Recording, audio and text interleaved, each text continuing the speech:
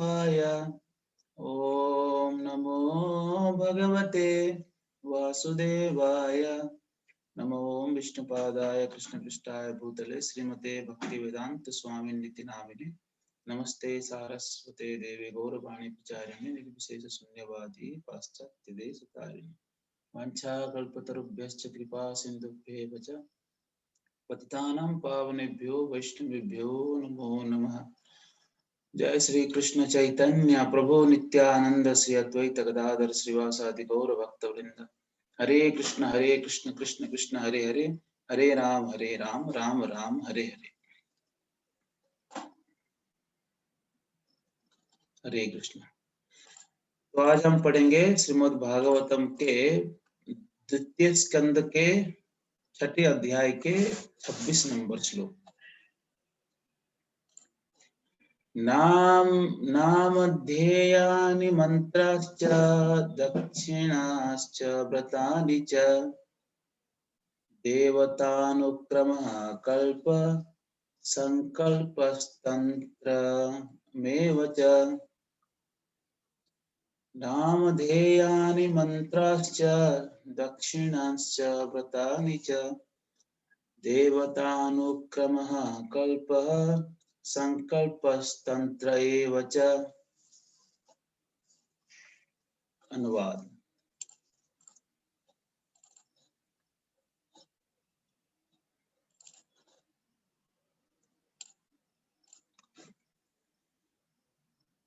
Other necessities Hindi आती है बोल भी करा। अच्छा।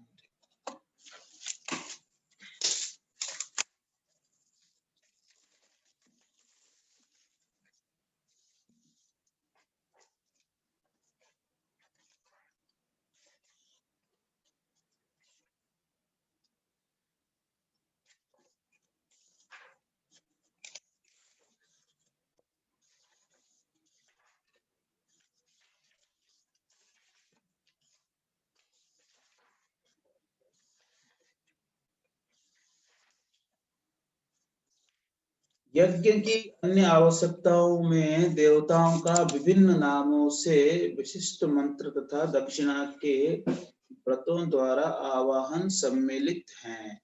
ये आवाहन विशिष्ट प्रयोजनों से तथा विशिष्ट विधियों द्वारा विशेष शास्त्रों के अनुसार होने चाहिए। तात्पर्य: यज्ञ करने की पूरी विधि सकाम कर्म के अंतर्गत आती है और ऐसे कार्यकलाप अत्यंत वैज्ञानिक होते हैं। ये मुख्य रूप से विशिष्ट सुर के आरोह अवरोह के साथ ध्वनि का उच्चारण करने की प्रक्रिया पर निर्भर है। यह एक महान विज्ञान है, किंतु 4000 वर्षों से काम में ना लाए जाने तथा योग्य ब्राह्मणों के अभाव के कारण ऐसे यज्ञ कार्य अब प्रभावशाली नहीं रह गए। ना ही इस पतित काल में इनकी संस्तुति की जाती है। इस युग में प्रदर्शन के रूप में किया जाने वाला ऐसा यज्ञ चालाक पुरोहित द्वारा मात्र ठगी का कार्य है। अतएव यज्ञों का ऐसा दिखावा कि किसी भी स्तर पर प्रभावशाली नहीं हो सकता। सकाम कर्म भौतिक विज्ञान द्वारा और कुछ सीमा तक स्थूल भौतिक सहायता द्वारा संपन्न किया जा सकता है। किंतु भौतिकवादी लोग शब्दोच्चारण की विधि में सूक्ष्म स्तर प्रगति की प्रतीक्षा में हैं, जिस पर वैदिक मंत्रों की स्थापना हुई है। स्थूल वैज्ञानिक भौतिक विज्ञान मानव जीवन के वास्तविक उद्देश्य को नहीं बदल सकता। हाँ, वे जीवन की समस्याओं को हल किए बिना कृत्रिम आवश्यकताओं में वृद्धि अवश्य कर सकते हैं। फलतः भौतिकवादी जीवन शैली त्रुटिपूर्ण मानव सभ्यता की ओर ले जाता है, क्योंकि जीवन का परम उद्देश्य आध्यात्मिक अनुभूति है। अतएव जैसे कि ऊपर कहा जा चुका है, श्री भगवान के पवित्र नाम के आवाहन की प्रत्यक्ष विधि की भगवान श्री चैतन्य ने संस्तुति की है। आधुनिक युग के लोग इस सरल विधि का लाभ उठा सकते हैं, क्योंकि यह जटिल सामाजिक संरचना की परिस्थिति में अपनाए जाने योग्य है। हरे कृष्ण। श्रीमद् भागवतम की जय। श्रील प्रभुपाद की जय। तो यहाँ पर बहुत सुंदर वर्णन किया गया है कि किस प्रकार से मंत्र कितने महत्वपूर्ण है और पहले किस प्रकार से मंत्रों के उच्चारण से व्यक्ति अनेकों भौतिक इच्छाओं को पूरा कर सकता था। पहले ये सुविधा दिया गया था। मंत्र में इतने शक्ति हुआ करते थे कि जिस मंत्र से जिस देवताओं का आह्वान किया जाता था वो देवता प्रकट होकर स्वयं ही उनका इच्छा पूरा करते थे। इतना शक्तिशाली पहले हुआ करते थे। इसलिए कहा गया है, कृते ध्यायते विष्णु त्रेतायाम यतो मखे द्वापरे परिचर्यायाम कलो तत् हरि कीर्तनात्। तो सतयुग की जो विधि था वो ध्यान लगाने की विधि था भगवत प्राप्ति के लिए। त्रेता युग में यज्ञ, द्वापर युग में अर्च विग्रह सेवा और कलयुग में हरिनाम संकीर्तन। तो वैसे देवताओं को जो व्यक्ति प्रसन्न करना चाह रहा था, पहले अलग अलग प्रकार के यज्ञ का वर्णन आता है जिसका संस्तुति सुखदेव गोस्वामी द्वितीय स्कंद में करते हैं। हालांकि श्रीमद् भागवतम में देवताओं की उपासना और यज्ञ की कोई आवश्यकता नहीं था, और फिर भी वहां पर इतने सारे ऋषि मुनिया थे, सब लोग वैष्णव नहीं थे। तो श्रीमद् भागवतम में श्री सुखदेव गोस्वामी द्वितीय स्कंद में शुरुआत में ही क्या करते हैं, ऐसे देवताओं की उपासना के बारे में थोड़ा सा झलक देते हैं कि किस प्रकार से अलग अलग विधियों से भगवत मार्ग में व्यक्ति धीरे धीरे प्रगति करता है। जैसे ब्रह्म उपासना के बारे में हो, या जो विश्व रूप को देखना, भगवान को इस संसार के हरेक कोने को देख कर कैसे भगवान को याद करना, विराट रूप का वर्णन, और साथ साथ में योग के बारे में यानी अष्टांग योग के बारे में कहते हुए परमात्मा का दर्शन, ब्रह्मेति परमात्मेति दोनों के बारे में कहते हैं। फिर उस दोनों को यानी भगवान की स्थिति को इन दोनों से ऊपर मानते हुए फिर भगवान के बारे में आगे कहा जाता है। तो इस प्रकार से यहाँ पर इस स्कंद में, द्वितीय स्कंद में देवताओं की उपासना के बारे में भी वो थोड़ा बहुत कहते हैं कि इस प्रकार से इस असुविधा के लिए इस देवताओं को आप ये मांग सकते हैं, इस प्रकार से। तो बहुत सारे लंबा लिस्ट देते हैं। तो इसलिए पहले जो ये वर्णन आता है कि पहले इस प्रकार से लोग करते थे देवताओं की उपासना, अलग अलग प्रकार के यज्ञ करके अलग अलग इच्छाओं की पूर्ति करते थे। इसके पीछे भी उद्देश्य था, हर एक कार्य के पीछे, और जो भी वेदों में संस्तुति किया गया है, रेकमेंड किया गया हम लोगों के लिए, वो सारे वेद के संस्तुति में एक उद्देश्य होता है। पर दुर्भाग्यवश क्या होता है, उस उद्देश्य को जाने बिना लोग उसमें डूब जाते हैं। क्या उद्देश्य था कि हर एक व्यक्ति को भगवत प्राप्ति करना है, हर एक व्यक्ति को भगवान को समझना है और भगवत धाम जाना है। तो ये उद्देश्य को लेकर क्या करते हैं, वेद में इस प्रकार से बहुत सारी चीजें वर्णन है। हालांकि इसी वेद को, इसी वर्णन को नारद मुनि व्यासदेव जी को प्रथम स्कंद में डांटते हैं कि आपने लोगों को गलत रास्ता दिखा दिया। एक तरफ से देखा जाए तो गलत है, पर उसके पीछे उद्देश्य सही होने की वजह से वो सही है। क्या उद्देश्य था, जैसे कि कोई बिल्कुल नास्तिक है और कट्टर नास्तिक है, और वो बोल रहा है कि मैं कोई वेद शास्त्र को मानूंगा नहीं, मैं स्वतंत्र जीवन जीऊंगा अपने हिसाब से। अब वो व्यक्ति ऐसे ठान लिया है, खूब पाप करता है और किसी हिसाब किताब में नहीं आता है, किसी को डरता नहीं, कोई भगवान है, कोई नियम कानून है, कुछ नहीं, जो इच्छा वो करूंगा। ऐसे नास्तिक व्यक्ति को पकड़कर उसको नियमों के अंदर लाने के लिए व्यक्ति को एक रेस्ट्रिक्शन देते हैं वेद। जैसे कि कोई अगर डॉक्टर के पास जाता है और जाकर कहता है कि डॉक्टर मैं दिन में 20 गुटखा का पैकेट खाता हूँ या स्मोकिंग करता हूँ, 20 सिगरेट पी लेता हूँ, तो डॉक्टर क्या कहेगा, उसको सलाह देगा, बोलेगा 20 नहीं, कल से आप दिन में 10 सिगरेट पियोगे। अभी जब ये सुनेगा कोई नया व्यक्ति, ये सोचेगा अरे कैसा डॉक्टर है, दिन में 10 सिगरेट पीने के लिए कह रहा है कि नहीं। दिन में 10 सिगरेट पीने के लिए इसलिए कह रहा है क्योंकि वो व्यक्ति 20 पीता था। इस प्रकार से जब व्यक्ति बिल्कुल स्वतंत्र होकर अपने इच्छा से पाप कार्य में लिप्त हो जाता है इस संसार में, और हर एक जीव को भगवत धाम भेजना है, तो क्या करना है, उसको एक बाउंड्री देते थे। बिल्कुल नास्तिक है, चलो एक बाउंड्री दो। क्या बाउंड्री दो? आपको मांस खाना है, ठीक है, कोई बात नहीं, आप अमावस्या की रात में काली माता के सामने बलि दो, और बलि देके आप मांस खाओ। आप 4 भाग करो उसका, 3 भाग उसको फेंक दो या किसी को दे दो, कोई बात नहीं, 1 भाग खाओ उसको छुप के, पब्लिक में नहीं। अब उस व्यक्ति जो बिल्कुल अपने हिसाब से पशुओं की तरह खा रहा था, उस व्यक्ति को एक नियम में बांध दिए, सिर्फ अमावस्या को ही खाना है। तो उसके अंदर कहीं ना कहीं वेद के प्रति एक झुकाव आया कि मैं भी विधि के हिसाब से कार्य करता हूँ। तो उसके अंदर ये झुकाव लाने के लिए, ये आसक्ति लाने के लिए वेदों के प्रति उसको एक नियम दिया गया है। आपको इंद्र तृप्ति रेस्ट्रिक्टेड नहीं, आपको आप कर सकते हो, बट आप ये नियम से करो। जैसे कि इस्कॉन में प्रभुपाद जी स्पष्ट लिखते हैं उपदेशामृत में, अत्याहार प्रयासश्च प्रजल्प नियमाग्रह जनसंगश्च लोल्यश्च षड्वीर भक्तिर विनश्यति। इस प्रकार से कहते हैं 6 भक्ति जो नष्ट हो जाता है, क्या करने से? अत्याहार करने से। अभी अत्याहार करने से नष्ट हो जाता है, पर शुरुआत में श्रील प्रभुपाद जी अपने शिष्य को कहते थे कि खूब प्रसाद खाओ, पेट भर के प्रसाद खाओ, खूब कीर्तन में नाचो, ऐसे कहते थे। अखंड भोजन उदंड कीर्तन।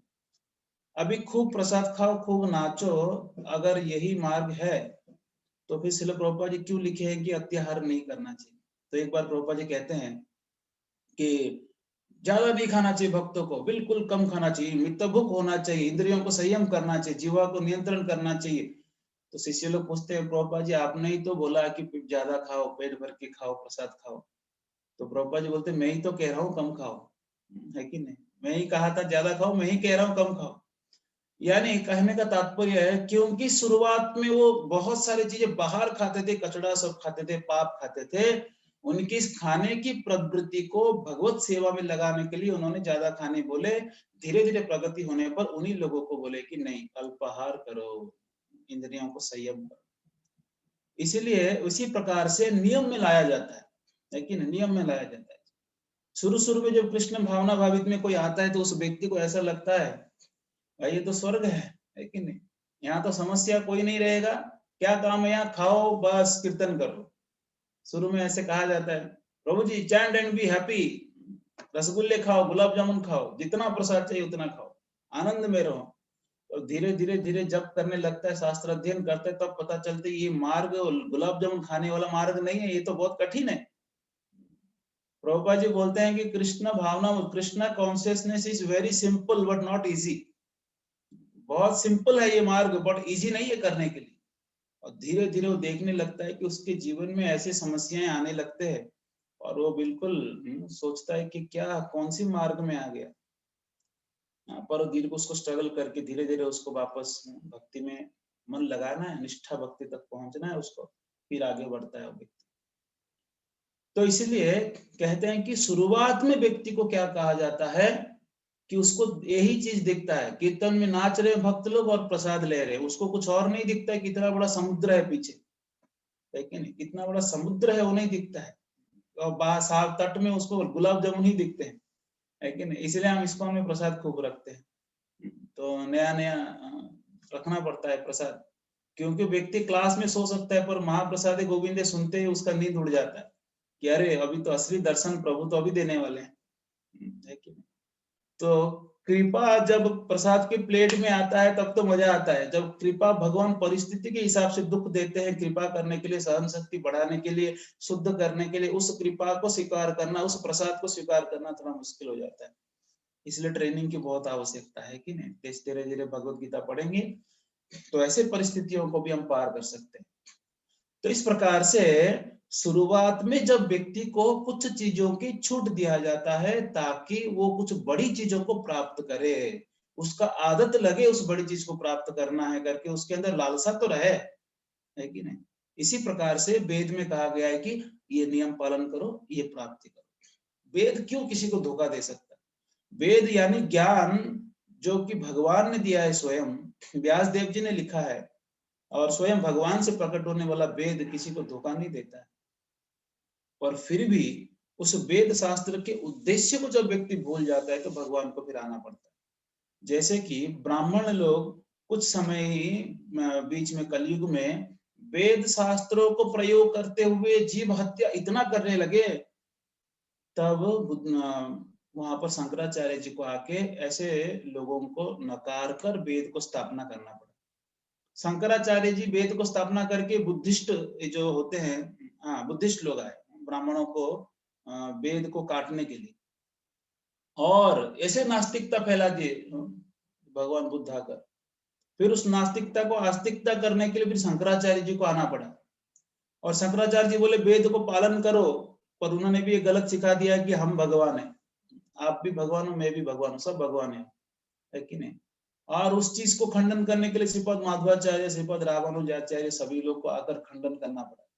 फिर धीरे धीरे धीरे धीरे ऐसे बैकग्राउंड बना, ऐसे वैष्णवता, ऐसे मंदिर बने भारत में, और ऐसे वैष्णवता का जागरण हुआ, तब जाकर श्री चैतन्य महाप्रभु आके भारत भर घूमकर चारों ओर बीज डाल के गए भक्ति का। फिर उसी बीज को सिंचन करने के लिए आए श्रील भक्तिमोहन ठाकुर, और वो सिंचन तो कर रहे थे, उस समय पे मुख्य माली के रूप में आते हैं श्रील भक्ति सिद्धांत सरस्वती ठाकुर, और उन्होंने भारत भर में 64 गौड़िया मठ का स्थापना की। भारत भर में उन्होंने पेड़ उगा दिए भक्ति का। और उसी शाखाओं में से एक दूसरे महान संत श्रील प्रभुपाद जी उस बीज को लेकर विश्व भर में उन्होंने भक्ति का बीज ऐसे स्थापना किए जिसकी शाखाएं आज विश्व के कोई एक भी शहर नहीं छोड़े। छोटे से छोटे शहर हो, बड़े से बड़े शहर हो, हर देश के हर एक शहर में इस कृष्ण भावनामृत का आंदोलन चल रहा है। तो इस प्रकार से भगवान की सब योजना है। तो वैसे ही वेद में कोई भी नियम दिया गया है, वेद में कहा गया है कि इस प्रकार से ये चीजें खाने चाहिए, और इस प्रकार से सोना चाहिए, ऐसे घर होना चाहिए, उसका वास्तु ठीक होनी चाहिए, इस मुहूर्त में ये कार्य करना चाहिए, और ये आपका इच्छा पूरा करना है तो ये यज्ञ करना चाहिए। ये सारे चीजें दिया गया है ताकि कहीं ना कहीं व्यक्ति वेद से आसक्त हो जाए। अच्छा, वेद से आसक्त हो गया तो उसको क्या मिलेगा? हाँ, उसको वेद से आसक्त होने से व्यक्ति वेद के आश्रय में वो आगे सुनता है कि वेद में और क्या चीजें हैं। उसको कहा जाएगा देखो आप यज्ञ करोगे तो आपको पुत्र मिलेगा, आप यज्ञ करोगे तो बारिश होगा, आप यज्ञ करोगे तो आपको यह प्राप्ति होगा, आप यज्ञ करोगे तो आपको प्राप्ति होगा। सारे इच्छाओं को पूरा करने के लिए यज्ञ है। तो व्यक्ति जब वो यज्ञ करने लगता है और उसका इच्छा पूरा होने लगता है, तब उसके अंदर बहुत श्रद्धा बढ़ जाता है वेद की वाक्यों में, और वो वेद को अल्टीमेट मानने लगता है। इसलिए अभी भी गांव में मैं बचपन में सुना हूं, एक कहावत है, कोई अगर कुछ कहता है तो उसको वेद का रेफरेंस देते हैं। ये क्या वेद में लिखा है क्या, तुम बोल दिया तो हो गया। ऐसे ऐसे कहने के लिए भी वेद का सहारा लेते हैं।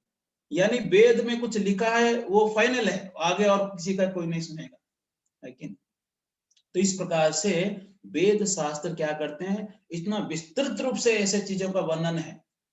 तो सारे कोई भी विषय उठा है वो वेद के आश्रय लेना ही पड़ेगा, और कोई कुछ भी ज्ञान बोले वो वेद में होगा ही होगा। इसलिए हर एक ज्ञान जो कोई भी संसार में कुछ भी बोलता है उसको व्यास उच्चिष्ट कहा जाता है। व्यास उच्चिष्ट यानी व्यास के प्रसाद, यानी व्यास देव जी ये सब चीजें कह चुके हैं। कोई व्यक्ति नया कुछ नहीं कह सकता, जो कोई कुछ भी कहता है वो वेद में होता ही है, कोई भी विषय क्यों ना। अभी साइंटिस्ट लोग नया नया रिसर्च करते हैं, ये सारे रिसर्च ऑलरेडी किया जा चुका है, वेद में लिखा हुआ है, क्योंकि हम जानते नहीं है उसी चीज को अभी नया नया सब रिसर्च करते करते निकालते हैं। सब कुछ वेद में, वो इनकम्प्लीट नहीं हो सकता। तो इस प्रकार से वेद के सहारा व्यक्ति अपनी इच्छाओं को पूरा करता है, यज्ञ करता है। यज्ञ करके क्या करता है, वो अपनी इच्छाओं को पूरा करता है। जैसे कि पुत्र कामेष्टि यज्ञ गया, पुत्रद एकादशी जाता है, तो उसमें वर्णन आता है एक राजा किस प्रकार से पुत्र के प्राप्ति के बिना बहुत दुखी थे, इतना चिंताग्रस्त थे कि वो बिल्कुल सहन नहीं हुआ, उनसे रहा नहीं गया कि पुत्र के बिना कौन पिंडदान करेगा, कैसे आगे मेरा शासन बढ़ेगा। तो उन्होंने बिल्कुल एक दिन बोले मुझे तो नहीं रहना इस राज्य में, करके घर छोड़ के चले, और घर छोड़ के घोड़ा लेके सुबह सुबह निकल गए। भूखा प्यासा, बिल्कुल कुछ खाए नहीं, निकल गए जंगल की ओर जा रहे, बिल्कुल घना जंगल में चले गए, शेर देख रहे, हिरन देख रहे और हाथी देख रहे हैं, बहुत सारे पशु पक्षी, सांप देख रहे हैं, अलग अलग प्रकार के फूल पेड़ पौधे सब देख रहे हैं और घना जंगल में वो भटक रहे, बिल्कुल दिशाहीन, उनको पता नहीं कहाँ जाना है, क्या करना है, बिल्कुल चिंता में थे, चले गए, निकल के घर छोड़ के, घोड़े पे बैठे हैं और भूखा प्यास बहुत दुखी थे और सोच रहे थे मैंने क्या पाप किया जो मुझे ऐसे भूखा आज रहना पड़ा, कुछ तो पाप किया होगा। ऐसे आगे बढ़ते बढ़ते बढ़ते उनको मिला मानसरोवर और मानसरोवर के तट में कुछ ऋषि मुनि वहां तपस्या कर रहे थे, तो उनको पूछने लगे आप कौन हो, क्यों आए हो? तो वो कहते हैं कि ये पौष मास के शुक्ल पक्ष चल रहा है और देखो आज के दिन एकादशी है, पुत्रदा एकादशी, और राजा तुम बताओ तुम्हारा क्या समस्या है? बोलते मेरा कोई पुत्र नहीं है। बोलते ये एकादशी पालन करो तुम्हारा पुत्र हो जाएंगे। अब वो निर्जला था ही, सुबह से खाया पिया नहीं था, भूखा था, है कि नहीं? जैसे होता है ना, वो पॉपकॉर्न उड़ गया तो बोल दिया विष्णु अर्पणमस्तु, अब खाया ही नहीं तो एकादशी कंटिन्यू कर लेते, और एकादशी कंटिन्यू कर लिया, निर्जला एकादशी था ही, सुबह से कुछ खाया पिया नहीं, भूखा था और अगले दिन तक निर्जला किया, द्वादशी व्रत उन्होंने तोड़ा, एकादशी तोड़ा, ऋषि मुनियों का आशीर्वाद लिए, उनका पुत्र हो गए।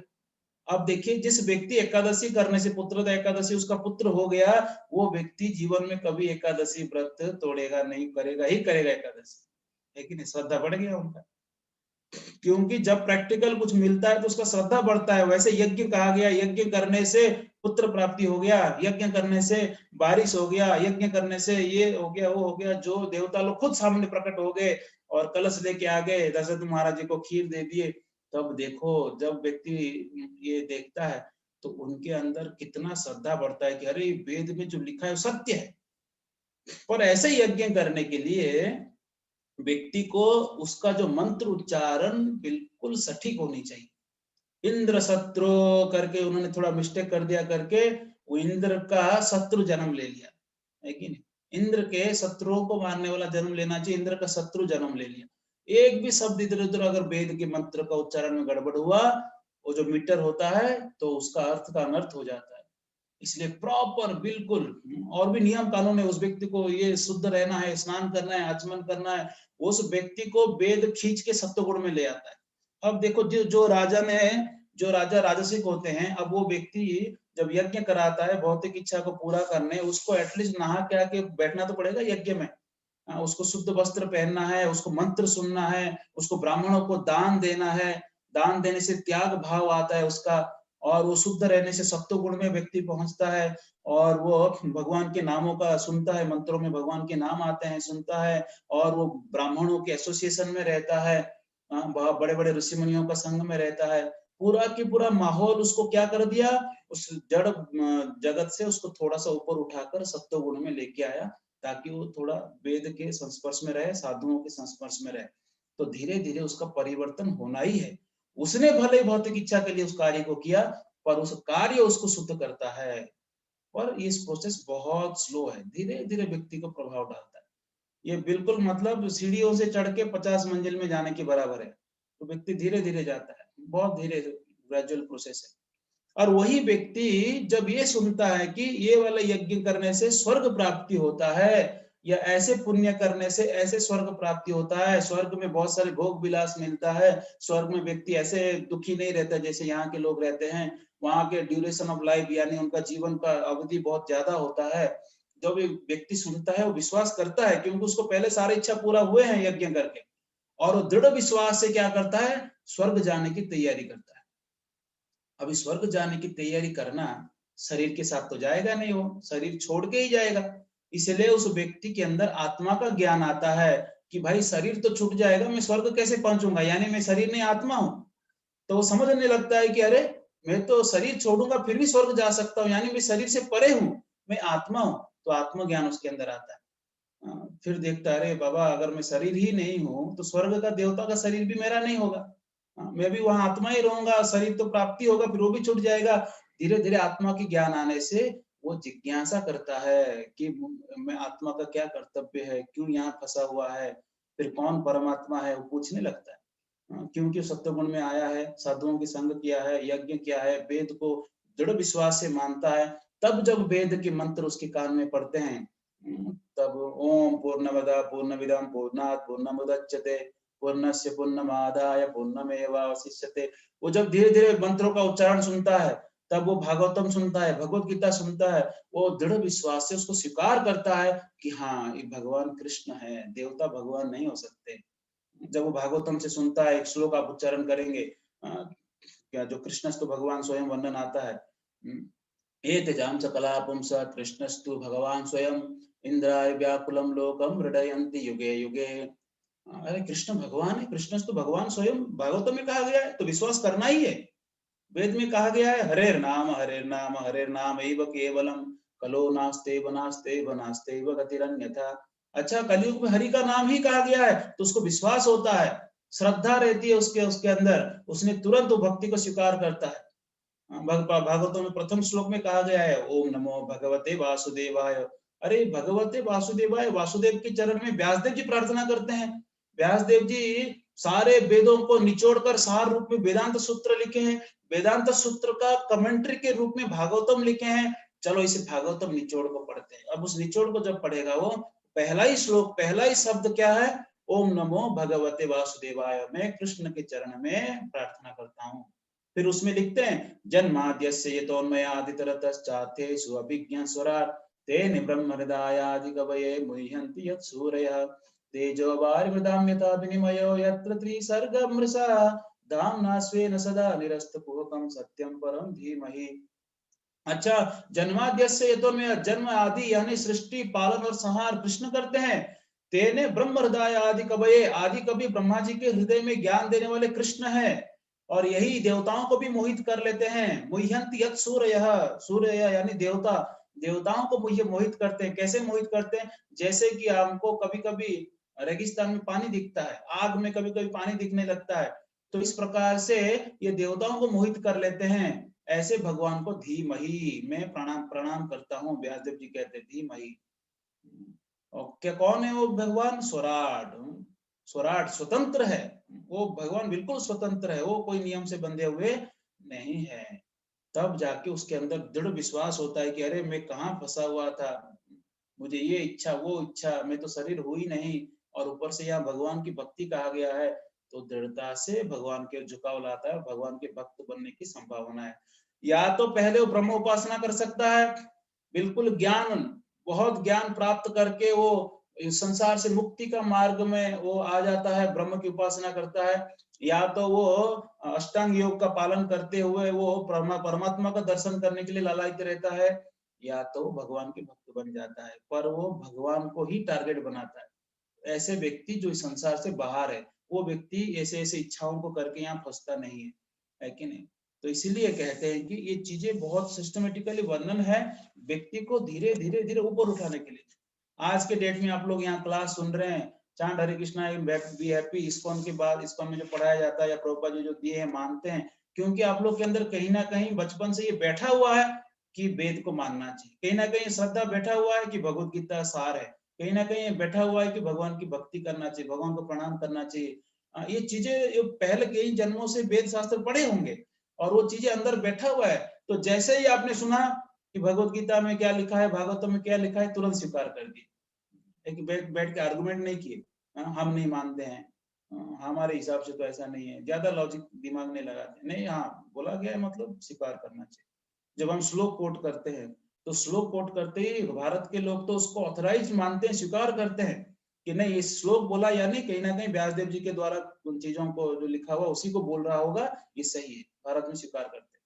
इसलिए भारत में कभी प्रवचन दें तो खूब श्लोक कोट करें, जितना आप श्लोक बोलेंगे लोग बोलेंगे ऑथराइज्ड है, और मेरे हिसाब से, मेरे ख्याल से ऐसे बोलेंगे तो कोई नहीं सुनेगा। आपके ख्याल आप ही रखिए, हमको नहीं चाहिए।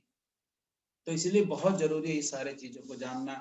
अब यहाँ पर प्रभुपाद जी कहते हैं कि पहले 4000 साल से ऐसे मंत्रों का उच्चारण नहीं हो रहा है, अगर कोई अभी कर भी रहा है तो धोखा दे रहा है, वो ठग रहा है कि नहीं? तो क्यों ठग रहा है? क्योंकि वो ऐसे मीटर में नहीं गा सकता, ऐसे ब्राह्मण आप मिलेंगे नहीं, बहुत रेयरली मिलते हैं ऐसे ब्राह्मण।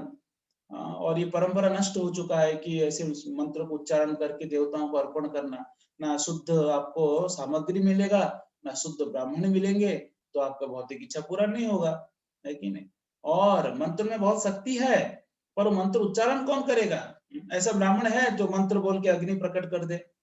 नहीं, आपको जब तक लाइटर नहीं मिलेगा तो ब्राह्मण यज्ञ भी नहीं कर पाएगा। तो इसीलिए वो मंत्र उच्चारण से यज्ञ कहाँ से कर सकते।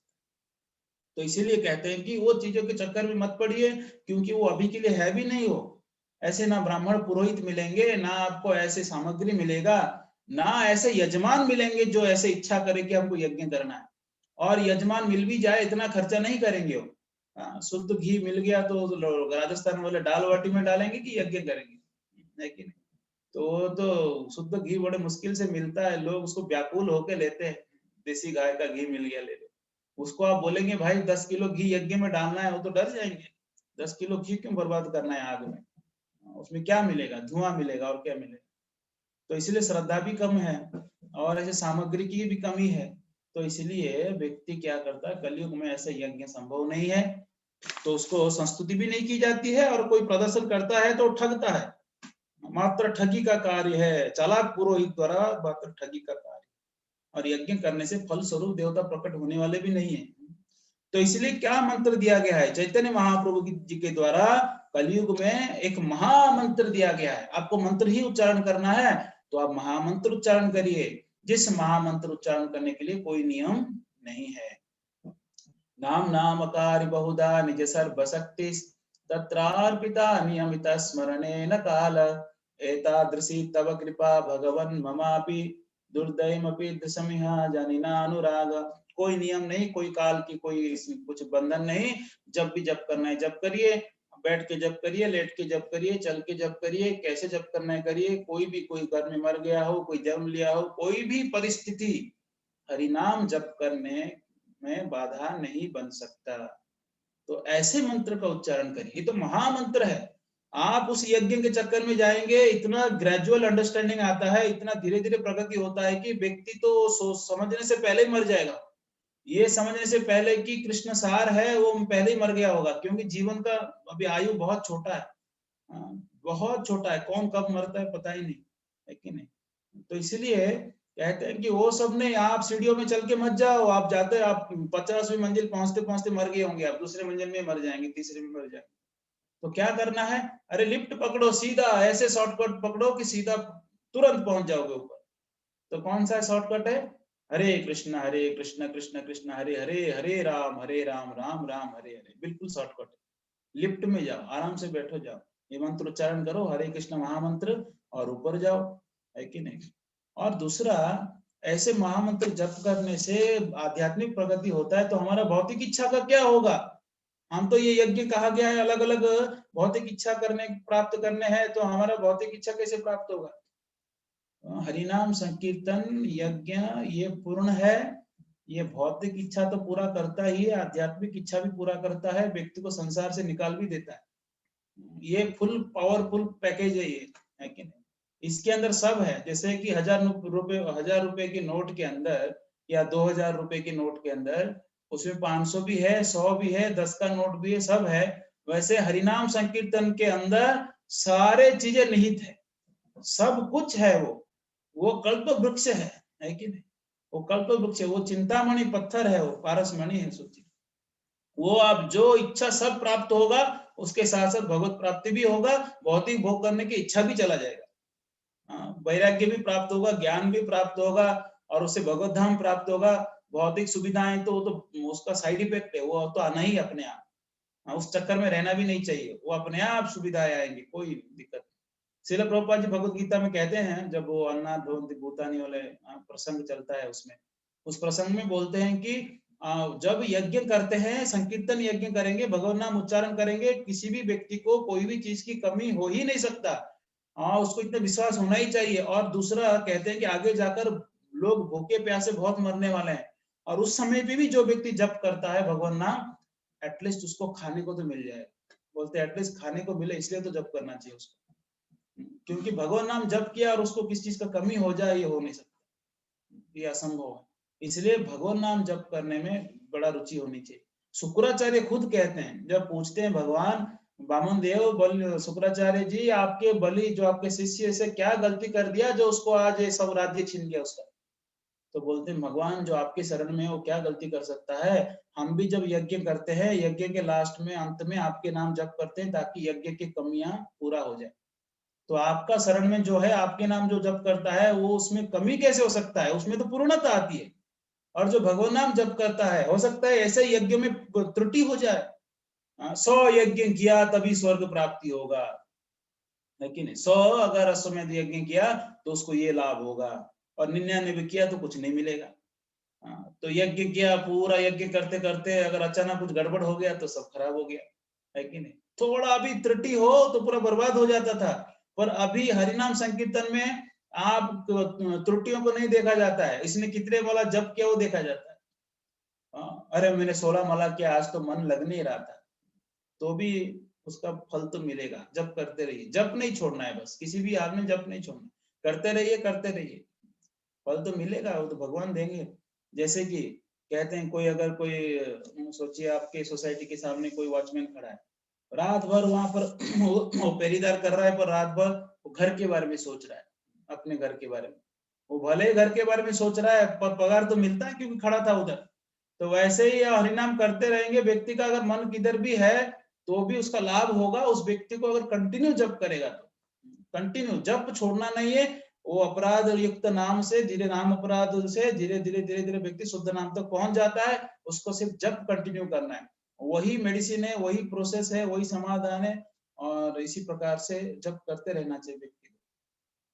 तो ये हरिनाम पूर्ण है, इसमें फुल कंप्लीट ये है, तो इसलिए कोई संशय नहीं होना चाहिए। बाकी दूसरे यज्ञ, दूसरे मार्ग के चक्कर में नहीं पड़ना है, क्योंकि दूसरे मार्ग में प्रगति इतना धीमी गति से होता है कि आप पहुंच नहीं सकते जिस उद्देश्य के लिए वो दिया गया है। वेदैश्च सर्वैर अहमेव वेद्यो वेदांत कृत वेद विदेव चाह सर्वस्य चाहम हृदि सन्निविष्टो मत्त स्मृतिर्ज्ञान अपोहरम।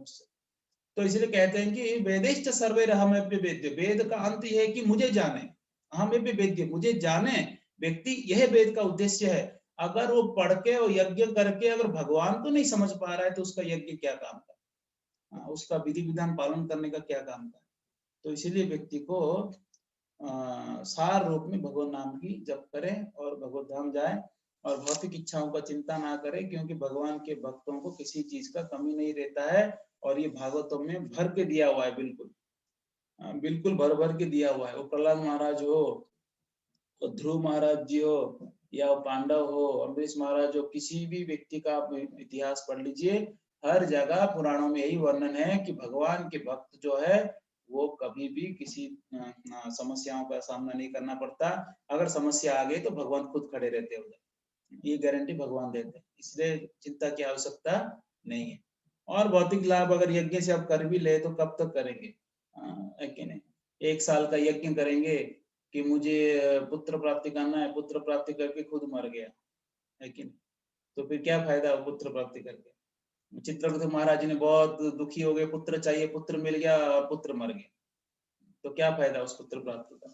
तो वैसे ही इस संसार में कुछ चीजें आप ले भी ले, उसका भोग नहीं कर सकते, क्योंकि संसार में मात्रा स्पर्शस्तु कौन्तेय शीतुष्ट सुख दुखदा आगमापाइनो नित्यास अनित्यास, यानी ये अनित्य है। तो ये अनित्य है, सुख भी अनित्य है, दुख भी अनित्य है। सुख आएगा फिर वो चला जाना ही है उसको, फिर दुख आएगा उसको जाना ही है, फिर सुख फिर दुख, ये सुख दुख जो है चलता रहेगा। फिर सुख में बंदर की तरह उछलेगा, दुख में फिर है ना, और दुखियों के सर लटका के जाता होगा। फिर ऐसे व्यक्ति अगर रहेगा तो इस संसार में वो फुटबॉल की तरह माया उसको लात मारती रहेगी, इधर उधर लात मारती रहेगी। इस संसार के सुख अगर मिल भी जाए तो कौन सी बड़ी बात है, मिल भी जाए तो कौन सी बड़ी बात है। क्यों? क्योंकि इंद्रियों के द्वारा जो सुख भोगे जाते हैं वो एक प्रकार से धोखा है उस व्यक्ति के प्रति, है कि नहीं? क्योंकि इंद्रिय सुख के पीछे पड़ना नहीं चाहिए। इंद्रिय सुख असली सुख है भी नहीं, वो इंद्रिय सुख असली सुख नहीं है कि नहीं? जो अगर कोई बच्चा सोचिए एग्जाम दिया है, वो एग्जाम में वो फेल हो गया, अब उस व्यक्ति को खीर खिलाइए आप, मजा आएगा उसको खीर खाने में? नहीं मजा आएगा। वो खीर मीठा है और उसका जीवा भी बराबर है, पर उसको फिर भी मजा नहीं आएगा। क्यों? क्योंकि उसका मन अशांत है।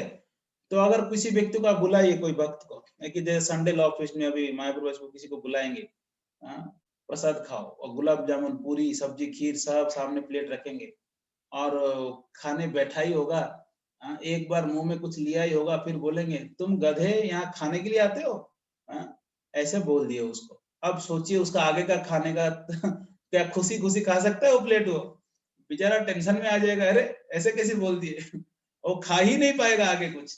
यानी वो व्यक्ति के सामने सामग्री, इंद्र तृप्ति के सामग्री सामने है, उसका इंद्रियां भी सही है, पर उसका मन अशांत होने की वजह से वो इंद्रिय सुख नहीं ले पाता है।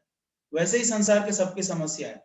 खूब कमाते हैं धन, खूब सामग्री इकट्ठा कर लेते हैं, घर ले लिया, बंगलो ले लिया, गाड़ी ले लिया, बहुत सारे प्रसिद्ध हो गए, सारे चीजें प्राप्त हो गए, पर मन ही अशांत है तो वो किस चीज का भोग क्या करेगा?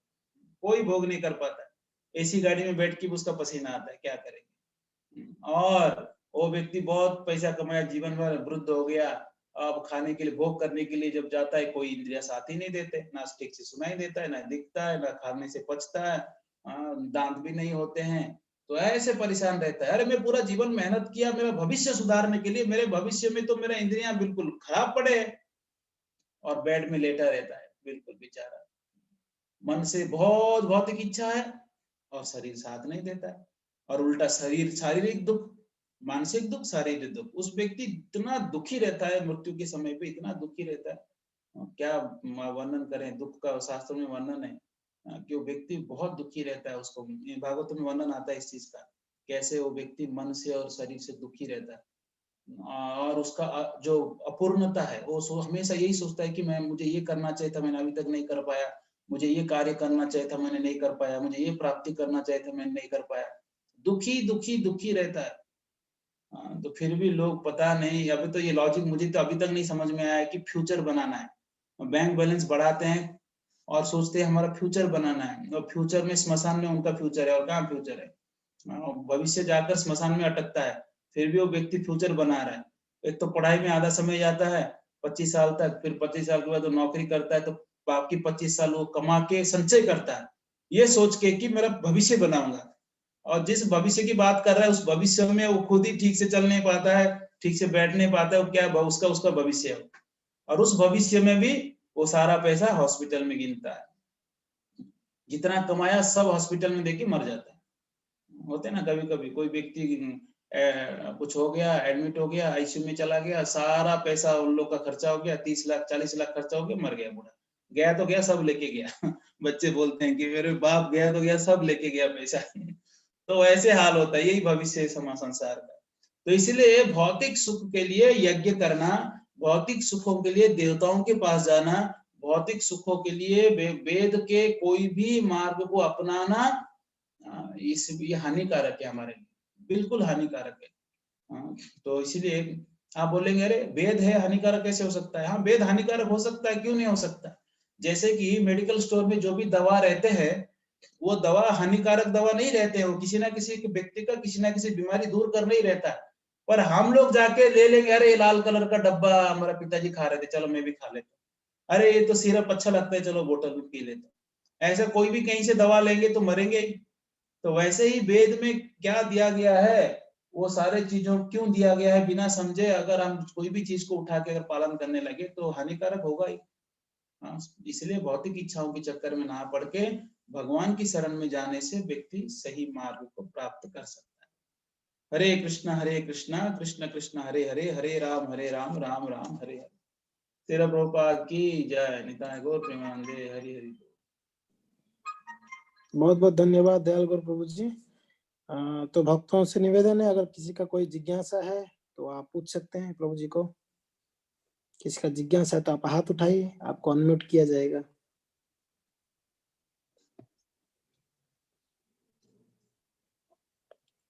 हाँ, लीना माता जी बताइए। हरे कृष्णा प्रभु जी। प्रभु जी, बस मुझे यही कहना था कि बहुत अच्छा लगता है कथा सुन के आपकी। आज तो बहुत ही अच्छा एक नॉलेज जो पता नहीं थी बातें, बहुत अच्छे से। धन्यवाद। हरे कृष्ण। Thank you. और 2 हाथ उठ रहे हैं, विमला माता जी।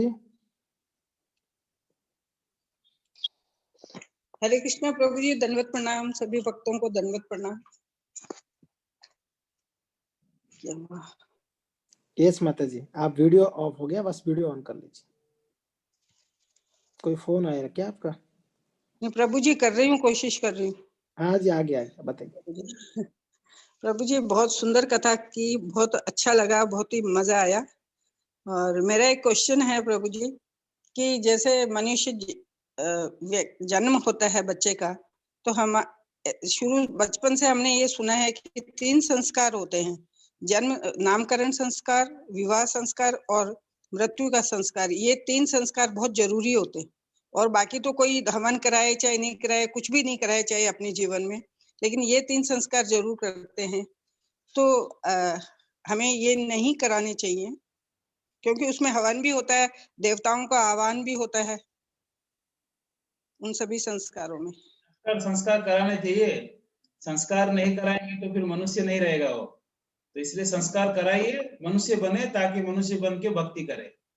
इसलिए संस्कार कराना चाहिए। कोई भी संस्कार को नकारना नहीं चाहिए, क्योंकि ये जो चीजें हैं हमको मनुष्य के बनाते हैं। नहीं तो कहते ना, कहते जन्मना जायते शूद्र संस्कारात् भवेत् द्विज। जन्म से तो शूद्र रहता है व्यक्ति, संस्कार होने से व्यक्ति द्विज बनता है। तो इसलिए कोई भी संस्कार हो, सारे संस्कारों के पालन करना चाहिए, ताकि वो बच्चा जो है व्यक्ति वो बिल्कुल एक रहे, संस्कारी व्यक्ति रहे, ताकि वो भक्ति कर सके। संस्कार कर दिया और जप नहीं किया, भक्ति नहीं किया, तो फिर कोई फायदा नहीं उसमें। वो ऐसे हो गया कि डेड बॉडी के ऊपर अलंकार सजा रहे हैं। डेड बॉडी में आप अगर अलंकार सजाएंगे, हार पहनाएंगे, गहने लगाएंगे उसको, तो कुछ फायदा नहीं है। वैसे ही सारे संस्कार का पालन कर दिया पर भक्ति नहीं किया, तो इसमें शास्त्रों में कहते हैं भागवत में श्रमयेव हि केवलम। तो वर्णाश्रम का जो संस्कार दिया गया है, वर्णाश्रम में क्यों दिया गया है? तो कहते हैं कि वर्णाश्रम में संस्कार इसलिए दिया गया है कि संसिद्धि हरितोषी, इसलिए हमको पालन करना है, ताकि हरि, भगवान हरि को प्रसन्न करना है। अगर हरि का भक्ति नहीं कर रहा है और परफेक्ट ब्राह्मण है, सारे संस्कारों का पालन कर रहा है, तो फिर वो मंडनम लोक रंजनम हो जाता है, वो फिर डेकोरेटिंग द डेड बॉडी हो जाता है। तो इसीलिए संस्कार भी पालन करना है भक्ति करने के लिए। कोई भी विधि आप पालन करते हैं और कंक्लूजन नहीं होनी चाहिए कि मुझे भगवान की भक्ति करना, और भक्त बन गया करके नियमों को तोड़ना भी नहीं है। अब मैं तो भक्त बन गया, मैं कोई संस्कार पालन करने का जरूरत नहीं है। नहीं नहीं नहीं, संस्कार तो करना ही है और भक्ति भी करना है, दोनों करना है साथ। थैंक यू प्रभु जी। हरे कृष्णा। यस सुमन माता जी। हरे कृष्णा, दंडवत प्रणाम प्रभु जी। आज की कथा बहुत अच्छी लगी, और मैं एक क्वेश्चन पूछना चाहती थी प्रभु जी। बहुत जने को जब हम कहते हैं कुछ भी भक्ति में जुड़ने के लिए, तो वो कहते हैं वो साधु सन्यासी तो बहुत अच्छे, वो अपना शरीर भी बदल सकते, मोर भी बन जाते, कभी चीता भी बन जाते, कभी ये भी बन जाते। तो इतने सिद्ध व्यक्ति को छोड़ के हम क्यों ऐसे भक्ति करें? तो मैं समझाती हूँ, क्योंकि मतलब वो गति नहीं होती है जो कृष्ण भावनाभावित होने से होती है। पर समझाने का मुझे नहीं आता है ढंग से कि हाँ कैसे समझाऊं मैं उनको। तो किस तरह से उनको कहना चाहिए प्रभु जी, ये पूछना था। नहीं मतलब क्या हो, सिद्ध बाबाओं के पीछे जाते हैं ऐसा? हाँ, कि वो ही ले जा सकते हैं भगवान के पास हमें, जो अपना शरीर भी बदल देते हैं, शरीर भी सकते हैं। तो ये ऐसे लोग हैं जो चमत्कार देख के नमस्कार करते हैं। देखिए ऐसा नहीं है कि जो भक्त है वो चमत्कार नहीं कर सकता है, वो चमत्कार करते हैं भगवान के भक्त, पर वो चमत्कार नहीं दिखाते इसलिए ताकि लोग जो है भगवान को छोड़ के चमत्कार के पीछे ना पड़ जाए। वो साधु है जो साधु शास्त्रों से ये कहता है कि कैसे बद्ध जीव भगवान के पास अपने घर पे जा सकता है। वो साधु नहीं है जो जीव को चमत्कार दिखा के इस संसार में सिद्धियां दिखा के प्रसिद्ध होता है, पर भगवान के पास भेजने के लिए मार्ग नहीं बताता है। वो फिर साधु कैसे? वो तो चमत्कारी बाबा है। उससे अच्छा चमत्कार तो साइंटिस्ट लोग दिखा रहे हैं। ऐसा फोन बनाया है कि जिस फोन में आप यहाँ डायल करो तो अमेरिका भी बात कर सकते हैं। ये चमत्कार नहीं है क्या? ऐसे देखो, ऐसे कंप्यूटर बनाए कि मैं यहाँ बैठा हूँ जयपुर में और बात कर रहा हूँ उदयपुर में, ये चमत्कार नहीं है क्या? तो साइंटिस्ट लोग को पूजा करो और क्या। तो इसलिए चमत्कार करने वालों को नमस्कार नहीं करना है, जो भक्ति सिखाता है उसको पास जाना है। श्रील प्रभुपाद जी ऐसे कई चमत्कार वो दिखा सकते थे, पर उन्होंने दिखाया नहीं। पर कुछ चीजें अपने आप भक्त लोग जो देख पाए उसका वर्णन करते हैं। एक बार एक भक्त जो है श्रील प्रभुपाद जी के, एक बार विश्वनाथ चक्रवर्ती ठाकुर का कथा है कि जब विश्वनाथ चक्रवर्ती ठाकुर उनके शिष्य बार बार बोलते थे, महाराज जी वो जो बाबा है वो आसन के साथ ऊपर उठता है। तो एक दिन बोले, दूसरा दिन बोले, महाराज जी वो जो बाबा है आसन के साथ ऊपर उड़ पाता है, इनके शिष्य कह रहे थे। तो महाराज जी दांतुन कर रहे थे, महाराज जी कुछ बोल नहीं रहे थे, 2 दिन से बोला क्या बोलते हो करके जोर से गुस्से से दांतुन को नीचे पटके। तो शिष्य डर गया बिल्कुल, वो दांतुन नीचे पटकते ही वो छिटक के ऊपर आया और वो दांतुन के ऊपर बैठ के उड़ने लगे। वो शिष्य घबरा गए, महाराज जी आप भी ऐसे कर सकते हैं? बोला ये सब दिखाते नहीं हम, वैष्णव के पास भी बहुत शक्ति होता है, पर वो दिखावा नहीं करते। क्यों? क्योंकि बद्ध जीव को चमत्कार की ओर आकर्षित नहीं करना है, बद्ध जीव को हमारे ओर आकर्षित नहीं करना है, बद्ध जीव को भगवान की ओर आकर्षित करना है। इसलिए वो वही वेद का दिया हुआ ज्ञान को तोते की तरह रटते हैं, वो पोस्टमैन की तरह लेटर पहुंचाते हैं कि भगवान का भक्ति करो, वो बीच में से निकल जाते हैं। तो इसलिए चमत्कार, श्रील प्रभुपाद जी भी जब वो एक बार वृंदावन में बैठे थे, कुछ बंदर लोग परेशान कर रहे थे, तो बंदर, तो खिड़की से उन्होंने एक बंदर को बुलाया, उस बंदर से क्या बात किया पता नहीं, कुछ तो बोले, तब से वो बंदर आना ही बंद कर दिया। मतलब उन्होंने बंदर की भाषा से बंदर को बोले कि यहाँ मत परेशान करो। और प्रभुपाद जी एक बार उनके एक शिष्य थे विदेश में, बहुत प्रश्न पूछे, एक बार एक व्यक्ति आए, बहुत प्रश्न पूछे, प्रभुपाद जी उत्तर दिए। तो अगले दिन वो प्रश्न पूछने के लिए मन में बहुत सारे प्रश्न लेके आए थे। अब प्रभुपाद जी मॉर्निंग वॉक जा रहे थे, प्रभुपाद जी अपना बीड बैग दिए, उनको बाथरूम जाना था, बीड बैग दिए, बाथरूम की ओर जा ही रहे थे और ये मन में प्रश्न पूछ रहे थे, ये प्रश्न वो प्रश्न सब। तो प्रभुपाद जी जाते जाते रुक गए और पीछे मुड़ के उनकी ओर देखे। कोई बातचीत नहीं हुआ अभी तक, वो आए बस क्राउड में खड़े हैं, अभी प्रभुपाद जी आने वाले मॉर्निंग वॉक के लिए। और वो प्रभुपाद जी वहां रुक गए, पीछे मुड़ के उनकी ओर देखे, बोलते बहुत प्रश्न पूछते हो आप। यानी वो मन में पूछ रहे हैं और प्रभुपाद जी सामने उत्तर दे दिए, तो व्यक्ति समझ गया, बोला सारा समाधान हो गया, मैं समझ गया कि आपको सब पता है। तो ऐसे सारे सिद्धियां, गुरु तो ऐसे ही बोलते हैं कि शिष्य का क्या मन की स्थिति है। कम सिद्धियां नहीं होते हैं, कितने बार ऐसे हुआ, कहीं प्रभुपाद जी का बहुत लीला है ऐसे सिद्धियों का, सीधे सिद्धि प्राप्त का बहुत सारी लीलाएं हैं। इसीलिए प्रभुपाद जी सब जानते हैं। प्रभुपाद जी एक बार वृंदावन में अपने कमरे में बैठे हैं और डीटी किचन जो अंदर है, अंडरग्राउंड है, अब उसके किचन के अंदर नीचे कोई पति पत्नी साथ में सेवा कर रहे थे। तो प्रभुपाद जी अपने कमरे में बैठ के शिष्य को भेजते हैं, बोलते हैं उन पति पत्नी को बोलो थोड़ा अलग खड़े हुए, ये भगवान की मंदिर है, यहाँ साथ में खड़े होकर सेवा नहीं कर सकते। तो इस प्रकार से बोले, तो शिष्य जाकर उनको देखा, वो दोनों साथ में खड़े थे, फिर बोले अलग खड़े होकर सेवा। प्रभुपाद जी जानते, अपने कमरे में बैठे हैं पर सब जानते हैं। प्रभुपाद जी सब जानते थे, कौन शिष्य क्या है, कौन क्या करता है, सब जानते हैं प्रभुपाद जी। और अभी के गुरु वर्ग भी, उनकी लीलाएं आप सुनेंगे। मैं एक बार एक मायापुर में हम एक रूम में रुके थे, वहां परम पूज्य लोकनाथ स्वामी महाराज जी के एक शिष्य थे, परम पूज्य रामनाथ स्वामी महाराज के शिष्य थे, फिर मैं परम पूज्य गोपाल कृष्ण गोस्वामी महाराज के शिष्य, तो तीनों मिलके हम चर्चा कर रहे थे अभी के सन्यासियों कितने महान है, कितने महान है। तो ऐसे ऐसे लीलाओं का वर्णन किया गया, मुझे आश्चर्य लगा। एक बार परम पूज्य जब तक स्वामी महाराज जी अचानक बोले गाड़ी निकालो चलना है, और सारे शिष्यों के साथ गाड़ी में बहुत दूर तक कहीं अंदर इंटीरियर में गए, और बहुत दूर जाने के बाद वहां पर किसी घर पे पहुंचे और एक माता जी बाहर आई, घबरा गई, गुरु को देखकर प्रणाम की, उनकी शिष्या थी, और महाराज जी बोले और लाओ मेरे नारियल लाओ, मुझे पीना है। वो माता जी महाराज जी के लिए अच्छा अच्छा नारियल तोड़ तोड़ के रखती थी कि कब मेरे गुरु आएंगे मैं नारियल पिलाऊंगी। और महाराज जी देखिए, उनके सेक्रेटरी को पता ही नहीं कि ऐसा कोई गांव कभी महाराज जी कभी नहीं गए थे, अचानक वहां पहुंचे और नारियल पी के आए। सोचिए, ऐसे परम जी लोकनाथ स्वामी महाराज के कितने सारे पास टाइम से, परम जी गोपाल कृष्ण गोस्वामी महाराज के कितने सारे पास टाइम से, कितने सारे। एक बार एक व्यक्ति आता है, एक भक्त, परम जी गोपाल कृष्ण गोस्वामी महाराज कमरे में बैठे थे, और दरवाजा खोल के जैसे ही अंदर आते तो महाराज जी बोलते ठीक है आप लेके जाओ शालिग्राम मेरे अल्टर से। वो बोलते महाराज जी आपको कैसे पता कि मैं आज शालिग्राम लेने के लिए आया? तो महाराज जी मुस्कुराते, कुछ बोलते नहीं। हालांकि उस व्यक्ति को पिछले दिन रात को भगवान सपने में आए, बोले कि महाराज जी के पास जाओ और शालिग्राम लेके आओ। तो देखिए कि ऐसे गुरु जो ट्रांसपेरेंट होते हैं और हर एक व्यक्ति के मन की बात को गुरु समझते हैं, है कि नहीं? तो इसलिए हमको साधारण नहीं समझना चाहिए। चमत्कार तो ये लोग भी दिखा सकते हैं, और वो चमत्कार दिखाते नहीं। ठीक है, तो चमत्कार के पीछे मत पड़िए। तो आप भगवान के भक्त जो है शुद्ध भक्त होते हैं, जो बिल्कुल, हो सकता है कोई भक्त बिल्कुल कोई चमत्कार के बिना रहता हो, कोई भौतिक सामग्री के बिना रहता हो, बिल्कुल उसका मन भगवान में लगा हो, तो उसकी भक्ति और शुद्धता को देखिए। ये चमत्कार बाबाओं के पीछे पड़ेंगे तो फिर वो तो जाएंगे, वो भी खड्डे में जाएंगे, और सभी लोग को खड्डे में लेके जाएंगे।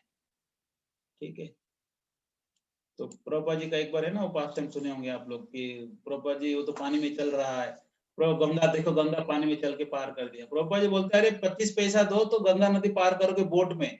उसको पूछो कितने साल उसने मेहनत किया। 25 साल उसने मेहनत किया 25 पैसे का काम करने के लिए। बोलते पानी में उसका क्या काम है, हम बोट में चले जाएंगे चलो। तो इसलिए चमत्कार के पीछे नहीं पड़ना है। जो लोग नहीं समझते उनके पीछे ज्यादा मत पड़िए, टाइम बर्बाद होगा। जो लोग समझते हैं उनके पीछे पड़िए। भारत में श्रद्धालुओं की कमी नहीं है। ठीक है। ओके, विनीता माता जी, आपका कोई जिज्ञासा है, पूछिए। हरे कृष्णा प्रभु जी, दंडवत प्रणाम। प्रभु जी, जिज्ञासा तो नहीं, लेकिन ये है कि बहुत अच्छा आज मतलब कथा बहुत ही अच्छा लगा। और मुझे जो उदाहरण देने के लिए चाहिए थी ना, वो मुझे आज मिल गई कि नॉनवेज खाने वाले, ये जो आपने बताया ना कि क्यों कहते हैं क्यों, और वो हमारे इधर के लोग क्या कहते हैं, ये तो ऐसे होना, ये शुभ है, और मतलब हमारे यहाँ बहुत ये चलती है। मैं उस चीजों को नहीं कह पाती थी, लेकिन आज मुझे इतनी मतलब ये चीजें मिल गई है ना, बहुत अच्छी चीज मिली है, ताकि मैं सबको ये बातें समझा सकूं कि क्यों ये चीज बनाया गया, क्यों खा सकते हैं। क्योंकि हमारे इधर भी बलि दी जाती है बहुत कई जगह, और सब खाते हैं। और फिर भी कलयुग में बलि प्रथा बंद किया गया है, ये भी जानिए। कलयुग में बलि कई चीजें मना किया गया है, पशु हत्या मना किया गया है। क्योंकि जो ब्राह्मण होते थे पहले पशु हत्या करते थे। वो उन लोगों के पास ये शक्ति था कि उसको मनुष्य जन्म दे पाते थे, पर कलयुग में ऐसे कोई नहीं है, इसलिए बलि देना वर्जित है कलयुग में। और जो बलि देते हैं वो अपने रिस्क में देता है, और अगले जन्म में वही पशु उसको हत्या करने वाला। तो इसलिए उसके लिए सत्य हो जाए। बहुत अच्छा कथा लगा आज का कथा, तो इतना अच्छा था प्रभु जी, मैं तो शब्दों में बयान नहीं कर सकती है, मतलब बहुत ठीक ही है, अच्छा। मैसेज लिख दीजिएगा चार्ट में। यस प्रभु जी, आज तो बड़ा आनंद आया। एक एक शब्द याद भी रहा आज की कथा का। बाकी तो थोड़ा सा सुनते हैं, थोड़ा भूल भी जाते हैं, पर आज की कथा बहुत आनंददायी थी। धन्यवाद। धन्यवाद सभी वैष्णवों को, बहुत बहुत धन्यवाद। Thank you Dayal Prabhu ji, thank you सभी वैष्णवों को। वंचा कल्पतरुभ्यश्च कृपा सिंधुभ्यश्च पतितानां पावनेभ्यो वैष्णवेभ्यो